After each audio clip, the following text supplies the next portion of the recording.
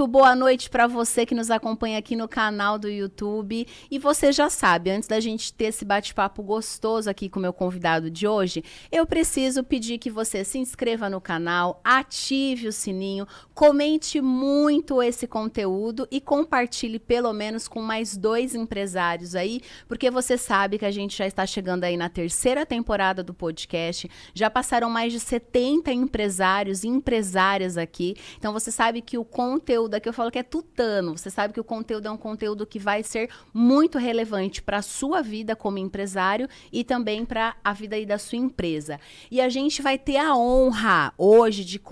deixa eu contextualizar vocês. Eu falei para ele, eu precisava trazê-lo. A gente vai falar sobre estratégias de liderança para alcançar o sucesso. E o meu convidado de hoje é o Victor Aguiar, porque 3 pessoas me falaram muitíssimo bem dele, né? Uma foi a Júlia, que vocês já sabem quem é a Júlia na minha vida. Omar, que foi o primeiro entrevistado do podcast, foi a primeira pessoa que eu falei do projeto. E ele falou, vai ser incrível, e tá sendo. E a outra pessoa foi, quem que eu te falei? Da BR. A Grace, né, que vocês sabem que é minha pastora e que também já esteve aqui e falou muito bem. Então, assim, Victor, eu já me sinto já conhecendo você, porque são pessoas muito importantes para mim. Muito bem-vindo, viu, no meu podcast. Olha, o prazer é meu e com essa apresentação a responsabilidade aumenta, né? Porque agora aumentou a expectativa das pessoas, o que será que ele vai falar, o que será que ele vai tratar. Mas a gente sempre fica muito feliz, Mariana. É uma oportunidade de dividir conteúdo, aprender.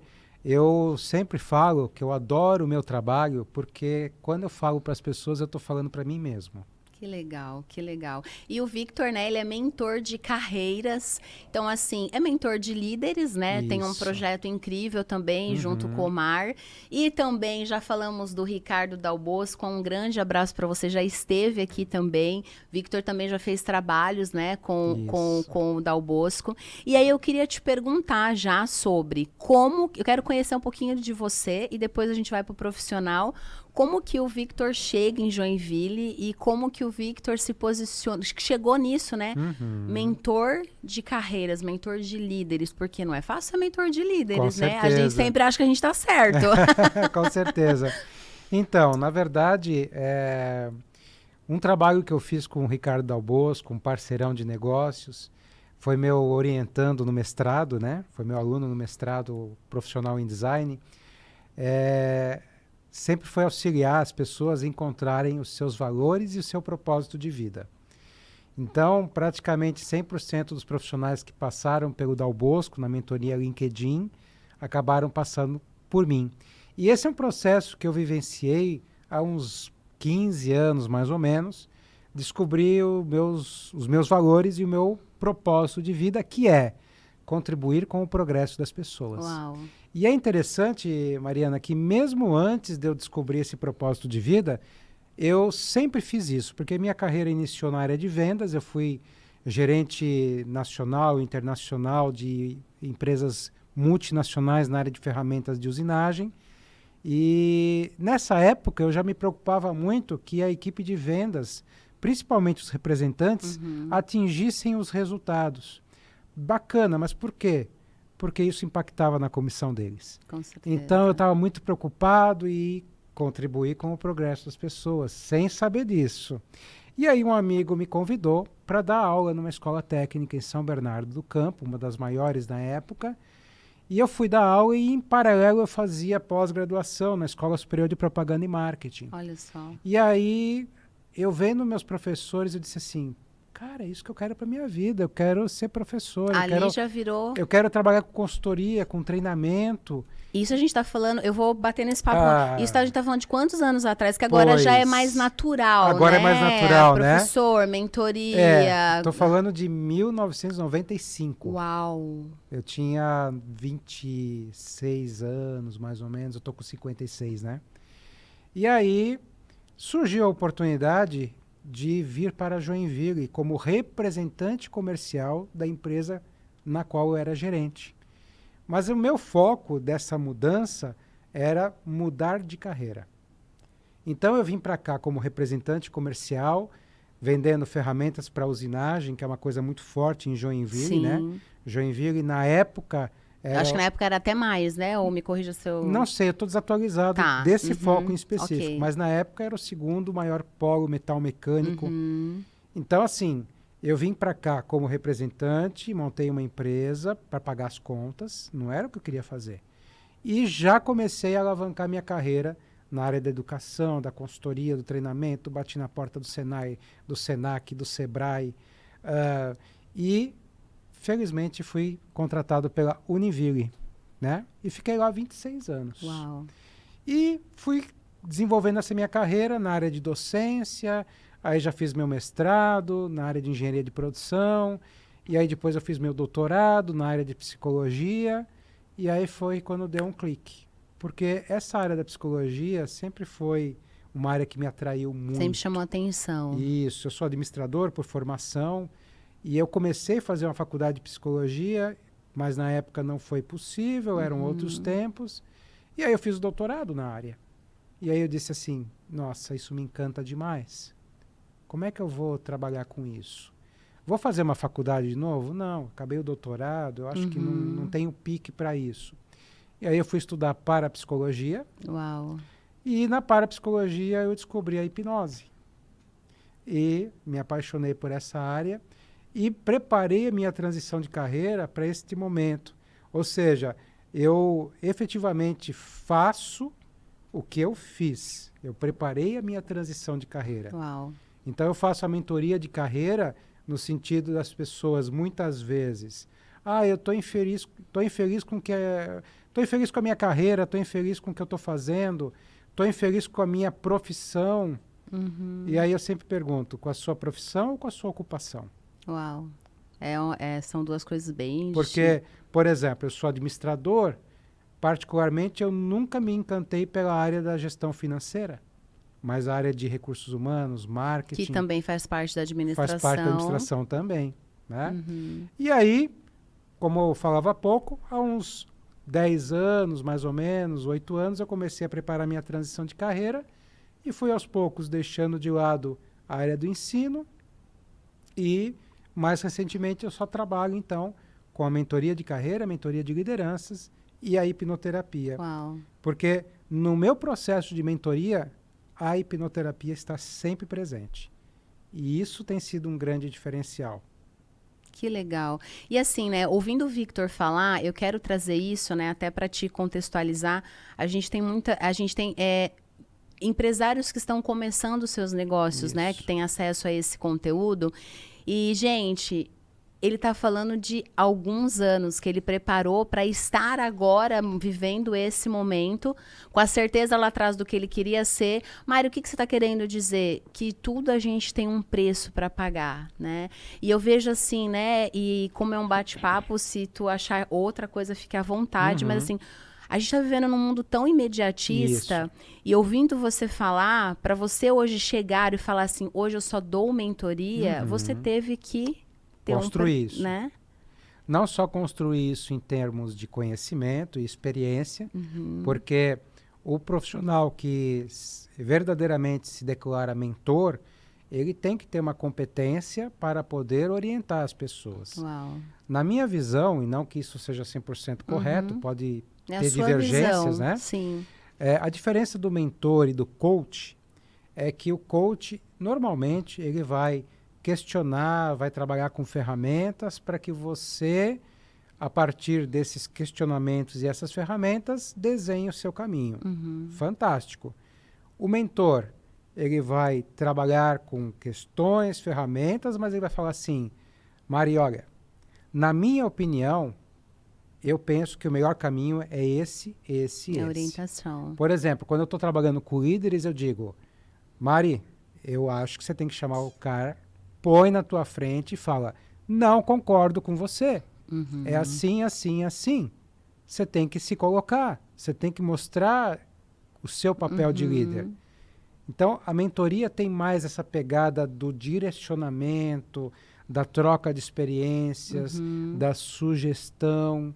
Então, eu tenho hoje vários mentorados que já passaram pelo processo E hoje eles trabalham numa outra atividade que tem um nome pomposo de counseling, que seria o aconselhamento. Então, no mínimo uma vez por mês, a gente se senta e troca uma ideia. E aí, assim, Vitor, você lembra tal coisa? Eu estou pensando isso, o que você acha?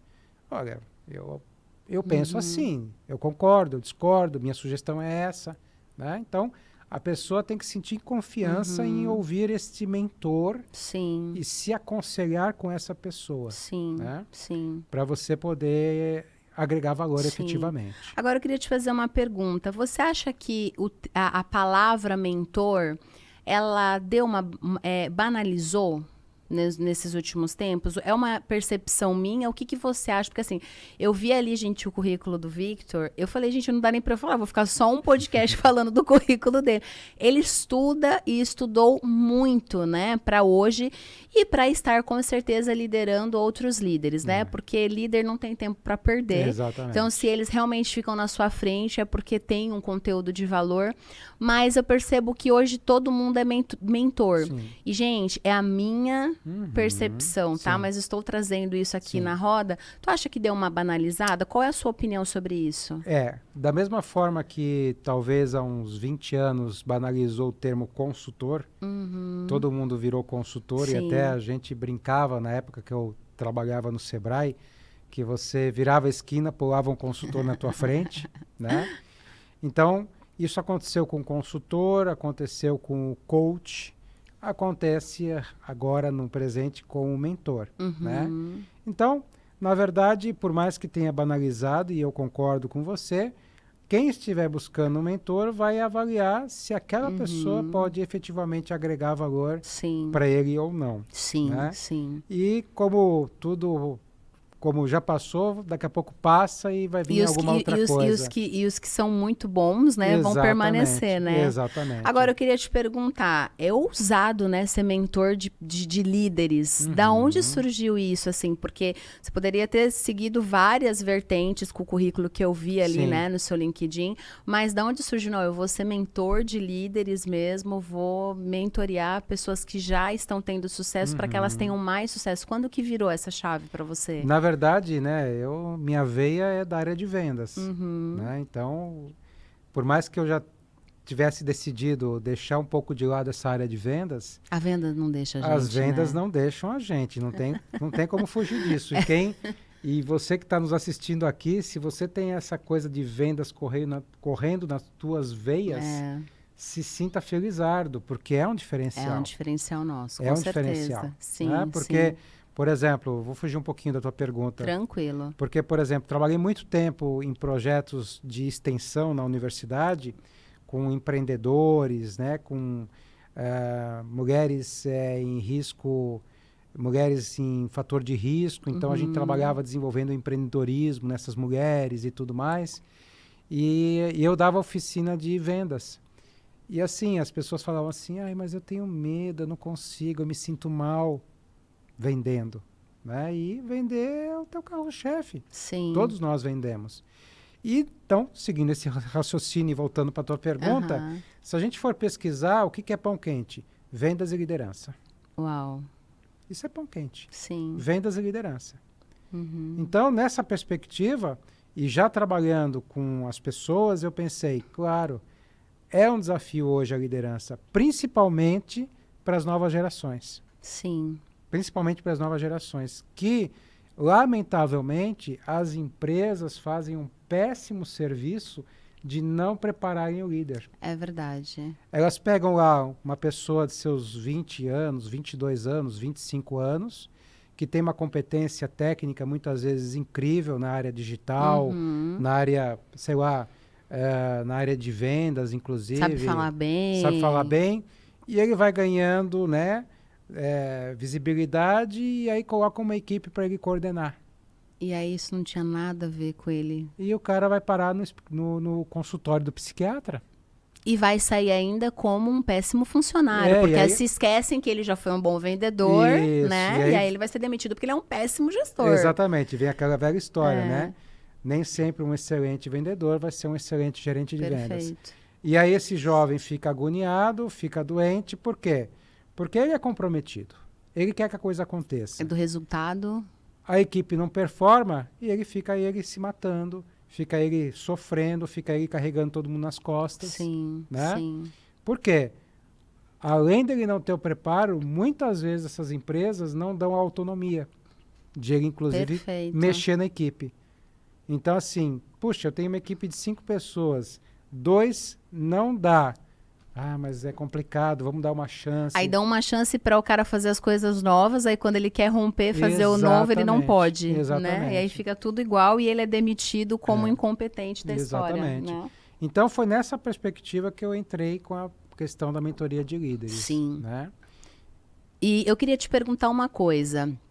Qual que vai ser o maior desafio aí, então, né, para essa geração de líderes? Eu sei que tem vários, mas no teu ponto de vista, Mari, o líder do futuro, o maior desafio vai ser o quê, na sua percepção? Essa é a pergunta do milhão, né? Eu quero saber, né? Essa pergunta é a pergunta do milhão. Eu escrevi um livro em 2014, na área de atendimento, que ficou... o título dele era... Atendimento ao cliente. Atendimento ao cliente. Novos cenários, velhos desafios. Novos cenários, velhos desafios. Exatamente. Atendimento ao cliente, novos cenários, velhos desafios. Então, na minha visão, a liderança do futuro vai ter novos cenários, velhos desafios, que vai ser a gestão de pessoas. Uhum. Porque cada vez mais, vários processos vão ser automatizados, a inteligência artificial está aí, muita coisa vai ser automática. E o que vai fazer a diferença? Vai ser a pessoa. Sim. Vai ser o atendimento, vai ser o relacionamento, vai ser a capacidade de tomar decisões. Então, cada vez mais a competência técnica vai ficar já embarcada, vai ser necessária. Mas mais do que obrigação, exatamente, digamos assim, né? Mas a competência comportamental vai fazer a diferença. E lidar com gente é um desafio. E aí entra a questão do autoconhecimento, da inteligência emocional, né? Sim. Da questão de você superar aquelas coisas que te limitam, né? Então, por exemplo, às vezes eu converso com um líder e aí eu digo, poxa, será que quando aquela pessoa te perguntou, por exemplo, Mari, você tem certeza disso daqui? E você tomou isso como está duvidando da minha competência? Será que efetivamente ele estava duvidando da sua competência ou isso é um gatilho? Seu. Perfeito. Um gatilho seu. Uma insegurança da tua parte. Alguma coisa que te tira fora do eixo. Sim. Que te remete a alguma situação. E aí, mas por que você está perguntando isso, né? A pessoa já se arma já. Exatamente. Então, assim, o grande desafio vai continuar sendo lidar com as pessoas. Sempre, né? Sempre. Agora eu queria te perguntar, o que é ser um líder de sucesso, na sua opinião? Sucesso é uma dimensão muito pessoal. Muito relativa, Eu faço palestras em empresas, inclusive lá na Grace eu conversei sobre isso. Eu tenho uma palestra chamada Hackeando a Mente para o Sucesso. Que a ideia é mostrar que a gente tem que mudar a nossa mente, hackear. E por que hackear? 85% do nosso tempo nós estamos no piloto automático. Fazendo tudo sem pensar. 85% do tempo. É muito tempo, né? Sim, sem dúvida. E aí eu tenho que hackear minha mente para criar novas conexões, agir diferente. E isso é muito importante para a liderança. Se eu estou no piloto automático, de repente o meu liderado senta aqui na minha frente e eu... Tá, só um pouquinho. Não está nem olhando. Pode falar. Fala, eu estou escutando. Eu estou no automático, eu não estou. Não está nem aí, né? Não estou nem aí. Isso é natural de acontecer, porque eu estou no automático. Então, quando a gente fala de sucesso, isso é uma dimensão muito pessoal. E nessa palestra, eu uso o exemplo que em 2003, eu corri a minha primeira São Silvestre. Eu vi que você é corredor. Isso, em 2003. E eu saí aqui de Joinville, né, que é onde nós estamos, fui lá para São Paulo. Pô, foi muito bacana. Naquela época, em 2003, a São Silvestre era no final da tarde. Isso, final da tarde. Teve uma época que era sempre final da tarde. Isso. Ou era de manhã, ou tive uma época que era noite, né? Sim. Não, 2013 era final da tarde. Então, fui lá, corri, não sei o que lá, e todo mundo que completa essas provas ganha uma medalha de participação. E eu voltei aqui para Joinville com a minha medalhinha e tal, e as pessoas falavam assim, cara, você fez a São Silvestre? Eu fiz e tal. E em que local, em que posição que você ficou? Eu dizia assim, 9.300 e pouco. Aí a pessoa me olhava com aquela cara assim, 9.000? Tipo, nossa. 9.000? Para mim foi um sucesso, porque meu objetivo era concluir. Era concluir, boa. Meu objetivo era concluir, foi um sucesso. Sim. Então, de sucesso é uma dimensão muito pessoal. E aí, voltando na tua pergunta, né? O que é um líder de sucesso? Na minha avaliação, é aquela pessoa que alinha as expectativas da organização com as suas expectativas e consegue um resultado que atenda a essas expectativas. Para não se sentir frustrado, né? Então, e vou mais longe. Em primeiro lugar, as suas expectativas. Boa. Então, assim, quais são as minhas expectativas em termos de sucesso? Minha carreira, minha profissão, minha equipe, minha família, e meus desejos, aquilo que eu quero conquistar e tal. Bacana. Quais são os objetivos da organização para poder dizer que eu estou tendo sucesso? São compatíveis? Perfeito. O ambiente está perfeito. Agora faz o teu trabalho. Sim. E eu vejo uma falha muito grande, muitas vezes, Mari, que as pessoas não alinham as expectativas da organização. Elas simplesmente vão trabalhando e são surpreendidas muitas vezes com o feedback negativo e elas tinham total certeza que estavam fazendo o melhor. Sim, perfeito. Falta muitas vezes sentar e falar assim, Mari, vem cá, qual é a tua expectativa em relação ao meu trabalho? Vitor, a gente quer que você dobre as vendas, a gente quer que você consiga diminuir o turnover, a gente quer que você... Joia. Na expectativa de vocês, qual é meu prazo? Teu prazo é tal. Bacana. Então tá bom, agora temos... Que as expectativas estão alinhadas. Estão alinhadas. Né? E aí quando você alinha as tuas expectativas com as expectativas da empresa, inclusive você pode avaliar se essa organização... É a que você... É a que você quer para você. Sim. Né? Porque, por exemplo, expectativas pessoais. Eu quero ter tempo para estar com a minha família, eu quero ter tempo para fazer atividade física, eu quero ter tempo para estudar, eu quero ter tempo para me desenvolver, Sim. não sei o que lá. A organização, por exemplo, e eu já atendi líderes de organizações em que a pessoa não conseguia agendar férias. Eu também já vi muitas pessoas que não conseguem tirar. Né? O medo também, né, de descentralizar. Exatamente. Tenho a impressão. Né?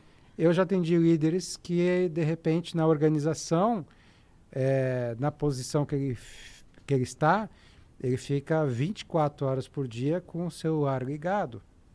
E o líder, às vezes, busca o executivo principal, ou o diretor, ou qualquer coisa assim, busca essa pessoa, tipo, 2 da manhã, 6 da manhã. Até, vou ser sincero, 6 da manhã para mim não é problema, agora 2 da manhã, esquece. Não, sim. Eu sou da manhã. Eu já não serviria para isso. Sim, entende? Sim. É só dando um exemplo. Claro, claro. Né? Mas eu vejo que, e aí eu queria trazer muito a questão da comunicação, né? Porque pegando todos esses exemplos de gap que você deu, tudo para mim pauta da comunicação. Porque vamos lá, se o líder não sabe delegar, aí ele delarga, né? Ou fala, vai fazendo, aí depois a gente vê, que é uma frase que para mim me dá 3 tipos de ruim, né? Ou, exatamente isso, chegar na organização, não ficar só preocupado, né, com o seu salário, mas sim, deixa eu ver, deixa eu conhecer essa empresa, por que eu quero trabalhar aqui, né? Qual é o propósito dessa empresa? Não parte tudo da comunicação? E aí, partindo desse princípio, o que fazer? Dicas simples, assim, para alinhar mais a comunicação dos liderados com o líder, na tua opinião? Então, comunicação sempre também é um desafio nas organizações, Muito. Né? Porque as pessoas pensam que mandou o WhatsApp, está resolvido. Boa. E não tá. A pessoa entendeu tudo, você só mandou um WhatsApp. Mandou o WhatsApp, está resolvido, né? E isso é dica de vendas, né?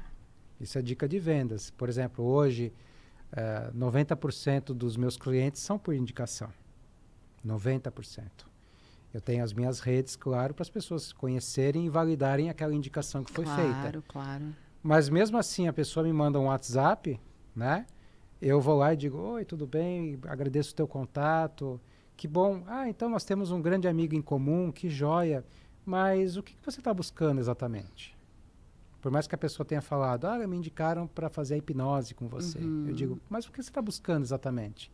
E aí começamos a conversar. Né? Então, comunicação, de novo, é sair do piloto automático. Por isso, assim, se você é líder, gestor de uma equipe de 100, 150 pessoas e tal, realmente vai ser um desafio você dedicar uma parte do seu tempo para a comunicação. Mas, nos momentos cruciais, você tem que parar tudo que você está fazendo para se dedicar àquela pessoa. E quais seriam os momentos cruciais? Dá dicas aí para os nossos... Quando, por exemplo, você precisa dar um feedback. Tem que ser você, olho no olho. Olho no olho. Ou quando você percebe que tem uma situação que está afetando o grupo como um todo. Né? O líder ele não pode ser omisso de forma nenhuma. Sim. Então, quando tem uma situação como essa, quando você precisa acolher, né? E aí é claro que você tem que conseguir mensurar o acolhimento, se realmente é necessário ou se tem alguém que está extrapolando e quer acolhimento direto. Toda hora. Né? Sim. Então, assim, é muito da tua percepção. E, de novo, o importante é você sair do piloto automático. Sim. Então, se você puder reservar uma parte do seu tempo apenas para lidar com pessoas, ou seja, você tem N incumbências, você tem resultado para entregar, você tem um monte de coisa para fazer, sim. Você vai ser cobrado por isso, sim. Mas você só vai alcançar isso pelas pessoas. Sim.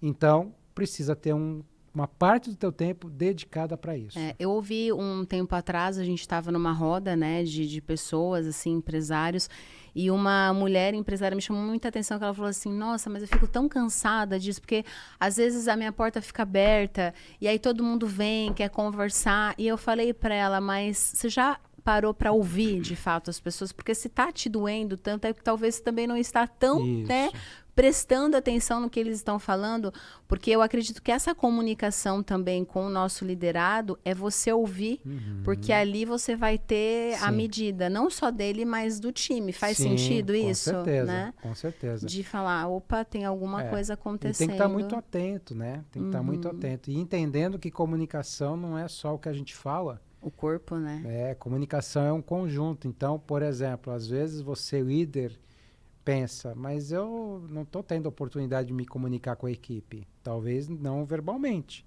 mas o teu olhar, a tua atitude, os teus gestos, as tuas decisões... A forma como anda, né? Isso tudo comunica. Sim, né? sim. Então, mas, puxa, eu sou um líder tão receptivo, qualquer pessoa pode ir lá e entrar e conversar comigo. Será que as tuas atitudes comunicam? Será que o seu rosto, né, comunica isso? Porque, olha, quando a gente tem uma situação nova, Mariana, a nossa mente faz 2 movimentos que são incontroláveis. O primeiro é entender o que está acontecendo e o segundo é classificar. Então, por exemplo, vamos imaginar, né? Estou aqui conversando com a Mariana e, de repente, eu tirasse do bolso um objeto e ficasse com ele aqui na minha mão. De repente, a Mariana, por ser observadora, ela ia olhar esse objeto e, no ato, ela ia falar assim, o que é que ele está segurando? É uma caneta. Compreendi, é uma caneta. Classificar, tranquilo, é normal. Ou se eu tirasse aqui uma bandeja e te oferecesse um alimento. Mariana, experimenta. Você ia olhar e, através da visão, do olfato, de repente, se eu mexesse da audição, você ia pegar do tato, isso tudo ia te dar uma mensuração. O que é esse negócio que ele está me oferecendo? Sim. Classificar. Compreender. E aí, depois que você compreendeu, você classifica. E como é que a gente compreende? Baseado no nosso repertório.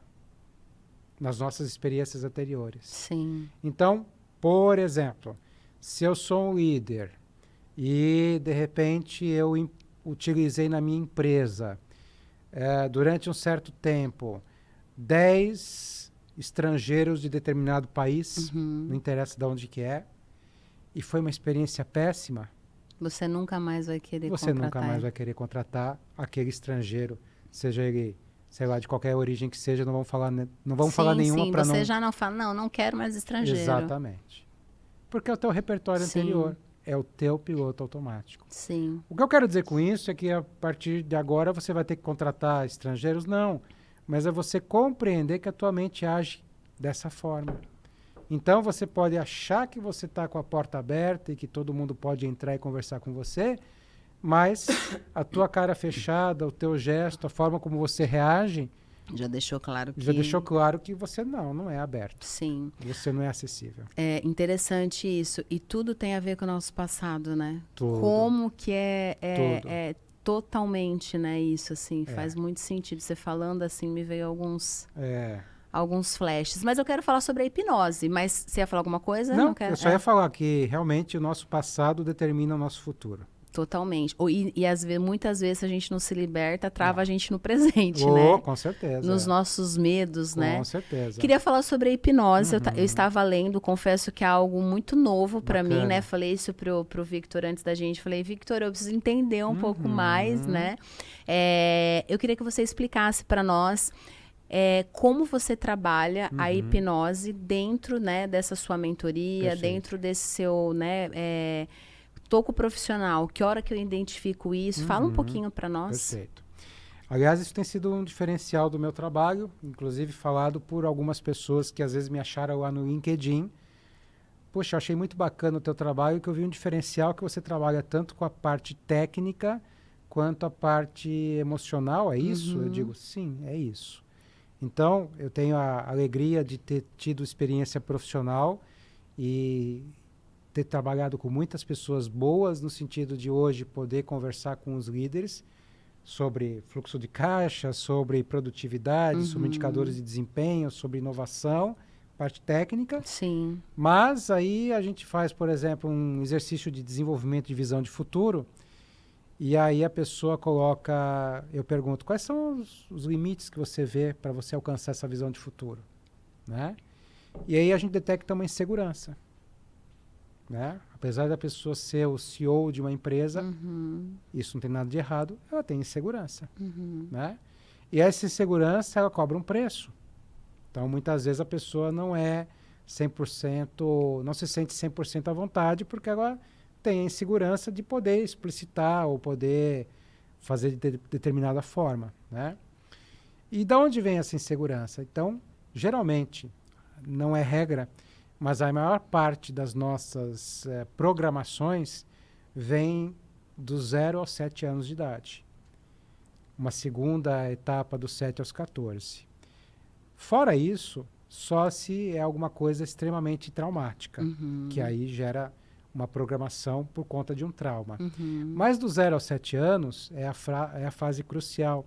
E é interessante comentar, né? Por que será que do 0 aos 7 anos? Porque assim, Mariana, se eu percebesse você, digamos assim, chateada, eu diria assim, Mariana, o que está acontecendo que você está chateada? Aí você, sabe o que é? Olha, ontem eu fui em tal lugar e eu vi uma cena que me deixou realmente chateado. Uma pessoa destratou outra pessoa do nada. E aquilo, para mim, é uma coisa que é inaceitável.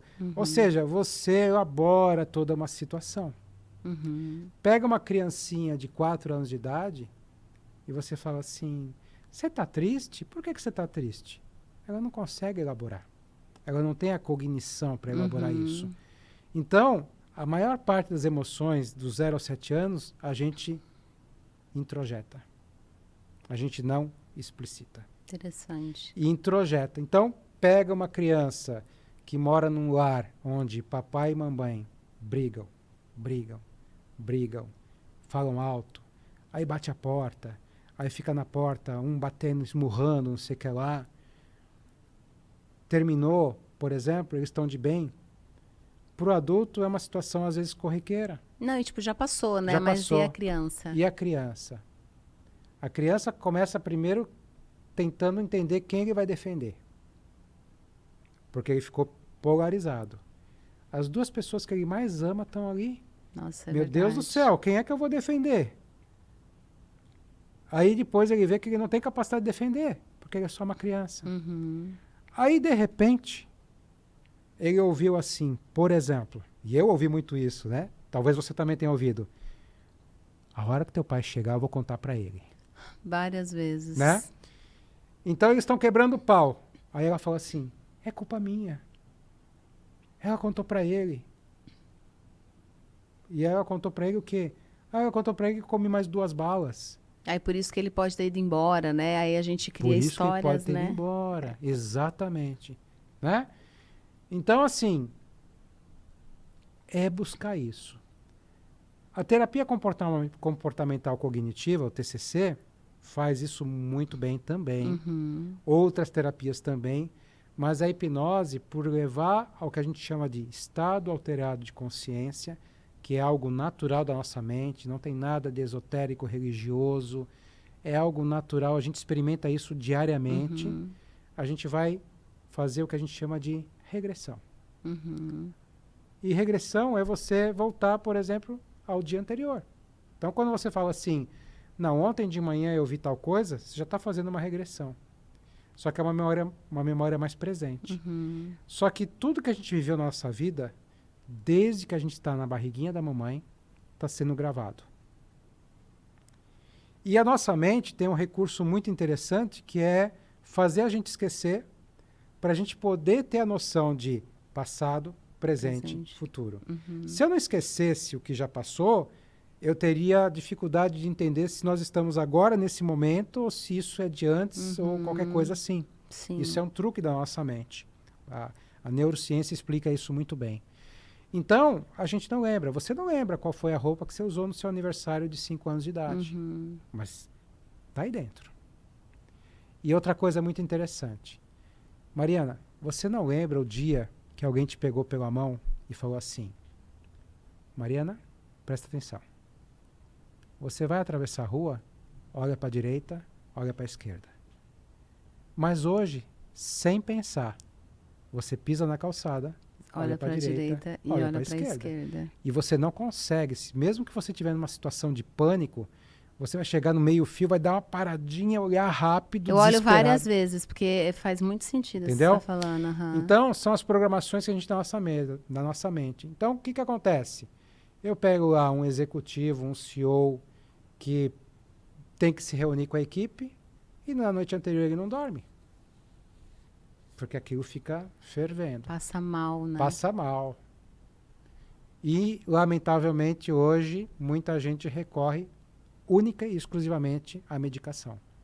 Nada contra a medicação, porque a medicação, por vezes, é fundamental, mas você não pode, por exemplo, entender que, para dormir, você tem que tomar um remédio. Dormir é algo natural, faz parte da nossa fisiologia. Sim. Ou seja, se você não dorme bem, alguma coisa está acontecendo. Sim. E se você recorre somente ao medicamento, eu lamento dizer, mas muito provavelmente, logo, logo, você vai estar tomando doses e doses maiores. Que na verdade é só digamos assim, não é o foco, né? Não. Tem algo por trás, né? Nada errado, tipo... Sim, eu entendi. Nada errado, tipo...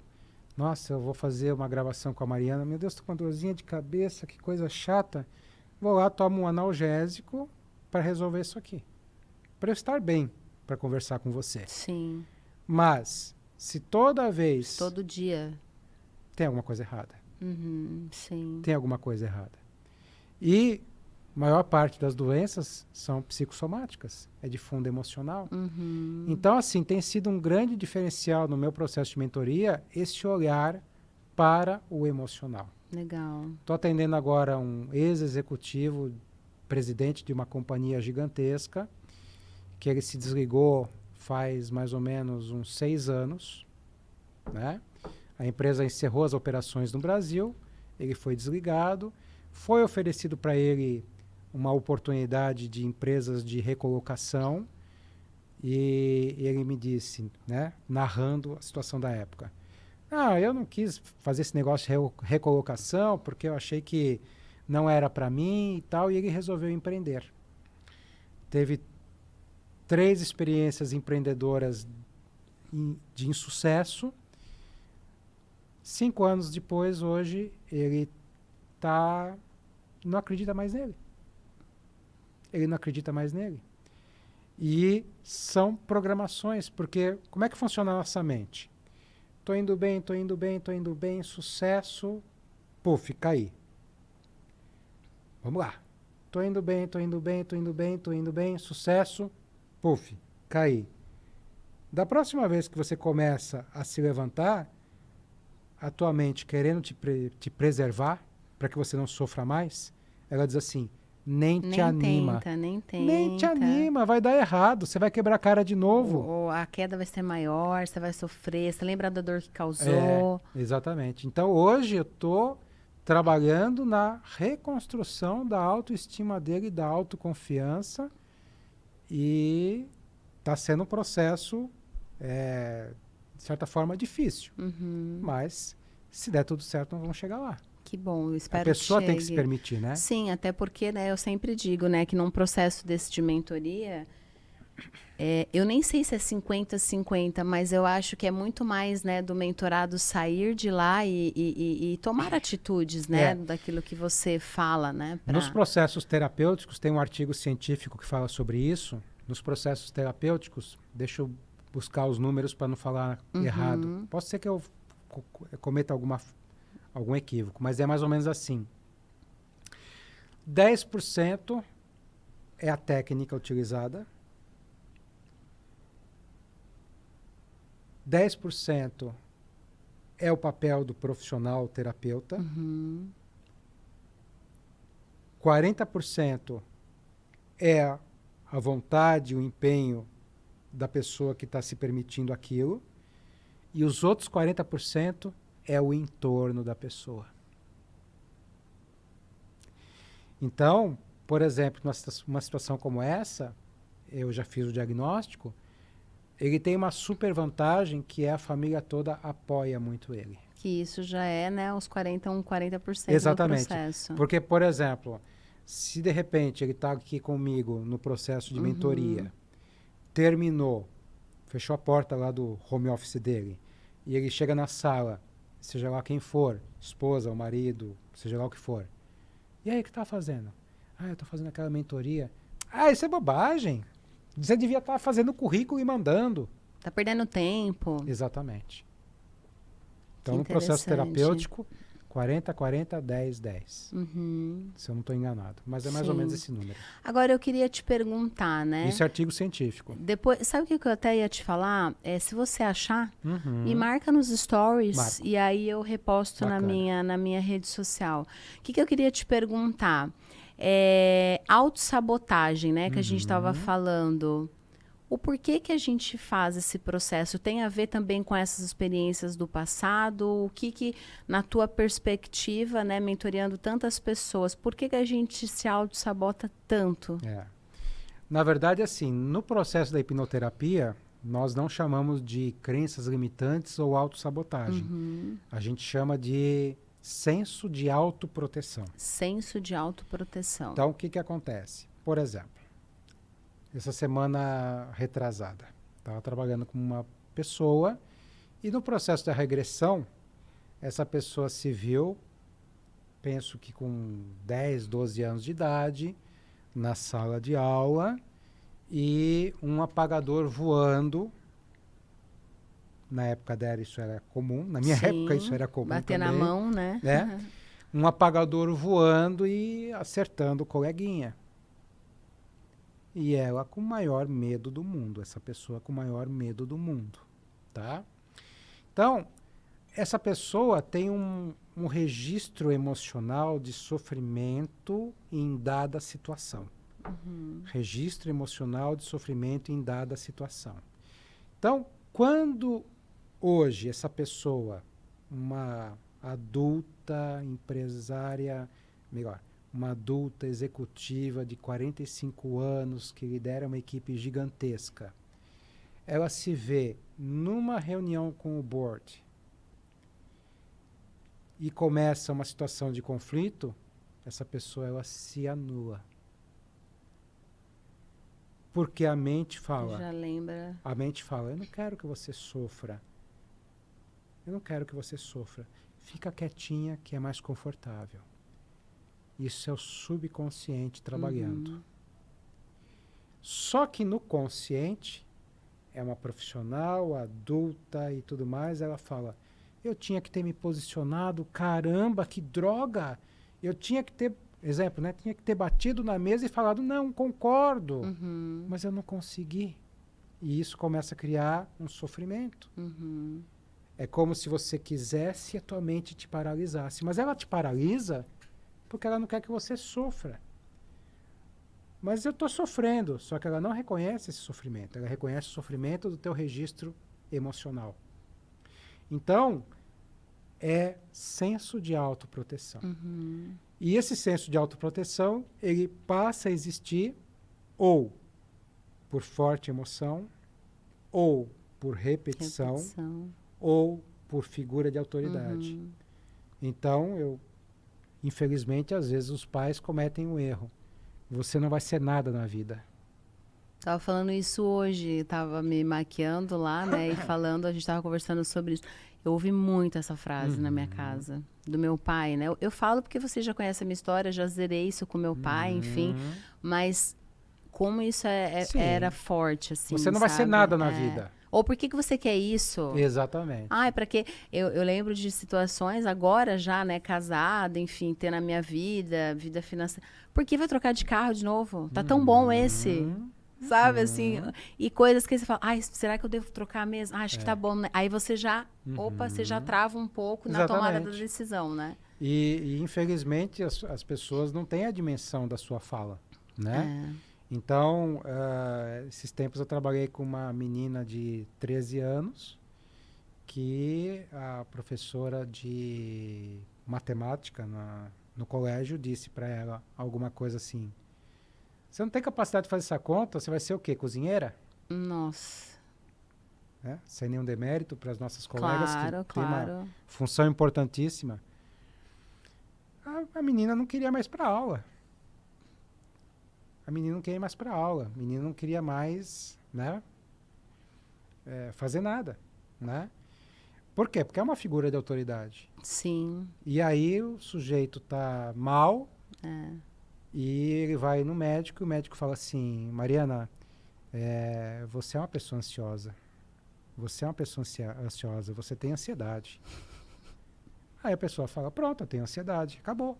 Eu tenho ansiedade, é assim mesmo. Não.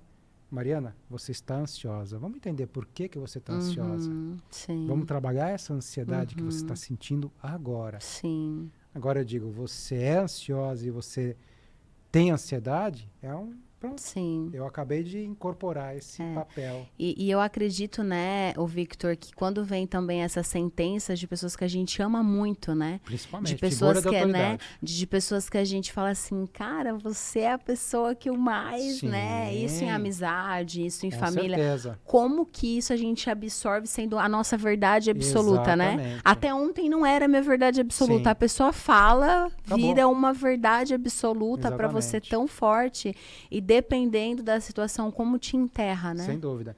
É que assim, né? Quando a gente vem para essa existência, e a gente trabalha muito isso na hipnose, então só para deixar claro para as pessoas, né? Hipnose é a técnica e a hipnoterapia é o processo psicoterapêutico utilizando a técnica da hipnose. Ok. E existem várias técnicas de hipnose. Existe a hipnose clássica, hipnose ericksoniana, hipnose não verbal e por aí vai, né? Então, muitas vezes a pessoa está nesse processo da hipnose e aí ela vem com uma determinada situação, né? Ah, eu tenho essa dificuldade, eu tenho isso, eu tenho aquilo, tal. A gente vai buscar, por meio do processo, ver onde isso começou. E fazer um trabalho muito importante, que é o trabalho da ressignificação. Então, o que é ressignificar? É levar para dentro aquela conversa que você já tem com você mesma. Então, de repente, você, como eu falei há pouco, Você sente todo esse desafio, essa dificuldade de fazer determinada coisa, mas faz com muito sofrimento, muitas vezes. E aí você fica conversando com você mesmo. De repente você chega no espelho e fala assim, pô, para com isso, cara. Você consegue, você tem capacidade e tudo mais. Só que quando você está fazendo isso, você está no racional. Você não está no emocional. E é justamente o estado alterado de consciência, provocado pela hipnose e por outras técnicas, que possibilita você ir direto no emocional. E só para o pessoal entender como a hipnose é um processo natural que acontece com a gente, vejam comigo, Mari. Você está sentadinha no sofá assistindo um filme. Tá. Você sabe que é só um filme. Que é só uma história. Mas você ali sentada, vendo aquela história, ouvindo aquelas músicas, aquele enredo, aquelas imagens, aquilo vai Total. te dominando de uma maneira que você, sem perceber, daqui a pouco você está emocionada. Chorando. Com raiva, às vezes. O filme acaba, você fala, por que acabou assim? Não podia ser raiva. assim, a história. Por quê? Porque você entrou num estado alterado de consciência. Por exemplo, você vai num culto. Aquela música, aquelas pessoas, aquela oração, aquela energia. Te envolve, total. Te envolve e daqui a pouco você fala assim, meu Deus, que coisa maravilhosa. Assim como você vai num velório, talvez você nem conhecia a pessoa, só foi acompanhar, você fala, gente, meu dia hoje foi tão bad, foi tão... Exatamente. Porque você teve aquela carga, né, daquela situação toda, né? E a opinião das pessoas é muito importante porque quando a gente vem para essa existência, a gente percebe logo cedo que a gente é o ser mais frágil da face da Terra. E com a inteligência que Deus nos dotou, a gente percebe que a gente vai precisar de alguém. Normalmente, esse alguém que aparece na nossa frente se chama mãe. E de uma forma instintiva, porque ainda não tenho cognição para desenvolver outras coisas, Sim. de uma forma instintiva eu falo, eu preciso dessa mulher. Se eu quero sobreviver, eu preciso dessa mulher. E se eu preciso dela, eu preciso agradar ela.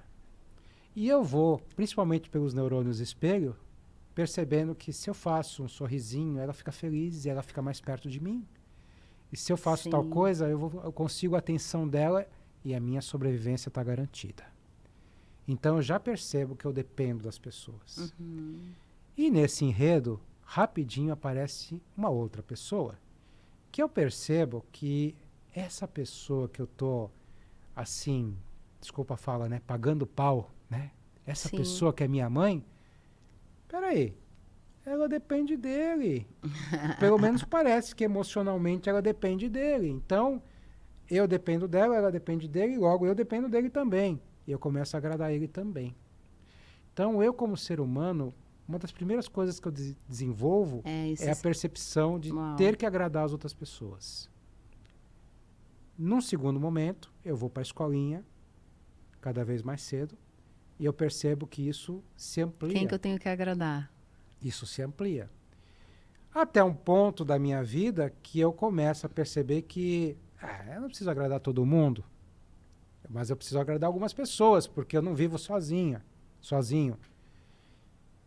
E a tendência é, com o tempo, você perceber que sim, você precisa agradar algumas pessoas, mas que também você precisa ser agradado e vamos achar o equilíbrio.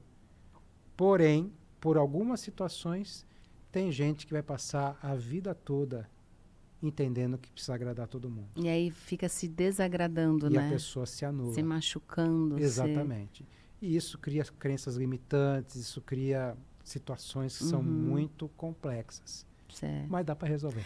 Cara, você sabe que falando aqui contigo, porque eu tava conversando sobre o podcast, né, com o Jay, que tava me maquiando, enfim, e eu tava falando exatamente sobre isso, né, por que a gente tem tanta essa necessidade, né, e a gente às vezes fala assim, né, tô falando por mim, né, tenho que falar por mim, a gente fala assim, não tô nem aí, mas como dói, né, quando alguém, né, tipo, quando a gente cumprimenta alguém e a pessoa não se fala, gente, era só um bom dia, né, um simples detalhe desse, né, e aconteceu uma situação comigo que eu tava falando pra hoje, pro maquiador, inclusive, que eu falei assim, Esse dia eu tava conversando com uma pessoa e ela falou assim pra mim, ai, você se acha, né? Falou pra... Aquilo me...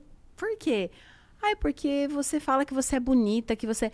Aí eu parei na frente e falei, você sabe quantas mentorias, quanta coisa eu já paguei pra eu naturalmente falar isso, assim. Então, assim, isso não foi uma coisa instantânea. Eu falei, então, assim, eu preciso falar, porque eu fiquei muitos anos me achando uma outra pessoa, me achando feia, me achando... E aí eu falo assim, olha que interessante, né? A crença, de novo, querendo voltar pra te colocar pra baixo.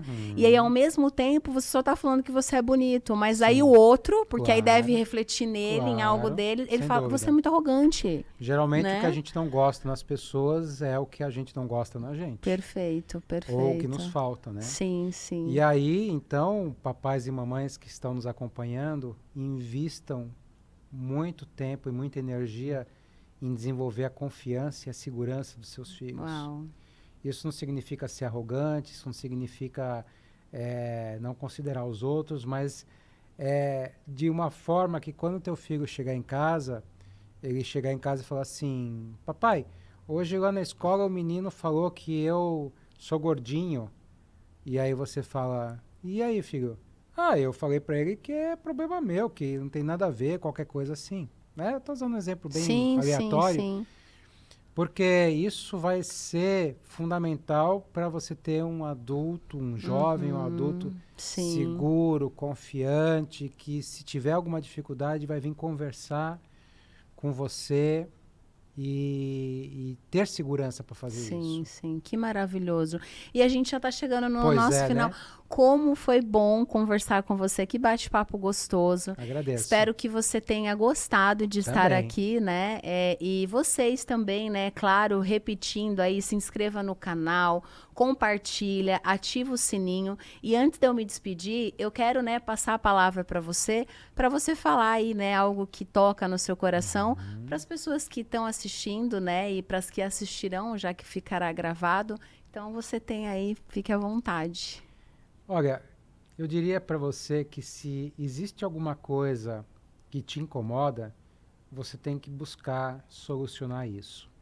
Nós não viemos para essa existência para passar uma vida toda sofrendo e deixando de ser quem a gente realmente pode ser. E é possível. Tudo que você realmente sente que te incomoda, dá para ser resolvido. Agora, se não te incomoda, tranquilo. Se você é satisfeito dessa forma, tranquilo, não precisa se preocupar. Mas se incomoda, tem que resolver. Isso aí.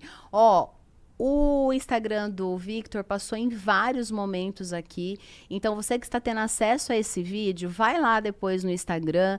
Tem também um link na bio dele que você vai ver o tanto de coisa que ele faz com muita competência. Vai ter ali o link dele do site, o link do LinkedIn. Vai conhecer um pouco dele. Acredito também que se você chamar ali no direct, ele vai te atender muitíssimo bem, né? É uma pessoa aí muito acessível. Então, vai lá, né, nas redes sociais depois do Victor e comece, né, a segui-lo, que você já percebeu que vai ser um conteúdo sempre de muito valor aí para sua vida, você que é empresário. Dito isso, Victor, eu quero te agradecer. Já te conhecia de pessoas em comum, mas agora posso dizer que bati um papo contigo, te conheci melhor. Vamos voltar a conversar, viu? Vai ser um prazer. Porque muito me interessam algumas coisas que você falou aí. Acredito que você pode agregar muito na minha vida. E para você que ficou aqui, ó, um super abraço. Deus abençoe você, Deus abençoe os seus negócios. E você já sabe que semana que vem a gente volta aqui com mais um empresário, mais uma empresária. E muito obrigado pela sua audiência aí. Se joga, vamos dar-lhe.